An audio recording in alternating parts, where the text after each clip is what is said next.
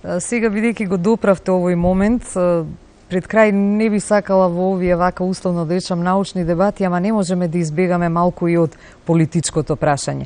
Дали сметате дека ваквите научни и други документи можат да и послужат на нашата политика, на нашиот политички естаблишмент за докажување на некои наши вистини? Како не, ја не знам колку имаме време, но да ви кажем неколку работи што се поврзани со кокино, а исклучително значи имаат и во научно, но и научна потврда на староста на нашата нација. Знаете, покрај другото, покрај кокино, јас 25 години работам на полето на етноастрономијата.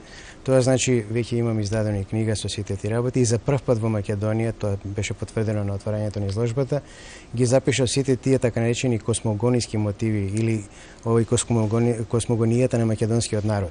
Се покажа дека тоа, сите тие митови се исклучително поврзани со кокин. И со сите тие, значи таму ги имаме мито за сончевата планина. Тоа каде што исто на кокино имаме. Имаме мито за земјата како живо суштество, како богиња мајка.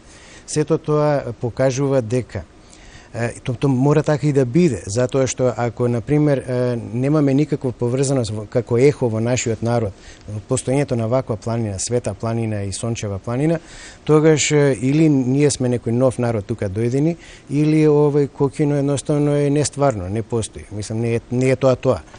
Но само да илустрирам за да бидеме најасно за што станува збор, овие космогониски митови што за прв пат ги забележавме во мојава книга се пренесуваат од колено на колено по усмен пат. Значи во тие 25 години јас посетив и мојата екипа 140 села во Македонија, испитавме неколку илјади стари луѓе и ги собравме тие мотиви, тие митови и сетите имиња, поделби и слично. Само да како илустрација да го спомнем мито за земјата.